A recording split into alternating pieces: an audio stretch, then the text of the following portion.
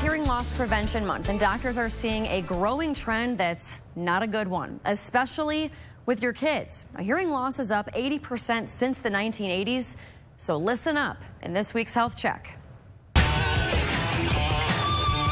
It is too late, and it's too loud! Kids these days, jumping on their bed, blasting the latest hits. But what's really getting hit?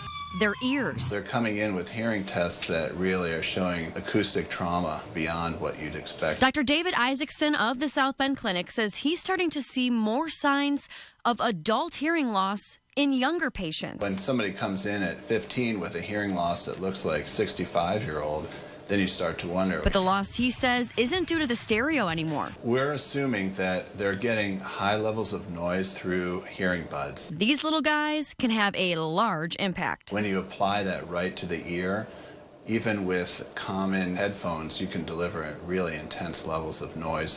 Keep the volume up, and you could be in trouble. They may experience a sensation of ringing in the ears. Dr. Isaacson says the next thing to go, They may start to have trouble hearing generally higher pitched information, which can lead to difficulties with day-to-day interaction. They've heard my speech many times. Dr. Isaacson has teenage twins and a 10-year-old. And what's your speech? You know, exactly that. If I call them across the room and they can't hear me, then it's too loud. So hear this. Dr. Isaacson says it's important to let your kids know why they should keep their volume in check. If you're driving in a car and your kid's in the back seat with the headphones on, you can hear it over the road noise, then it's too loud.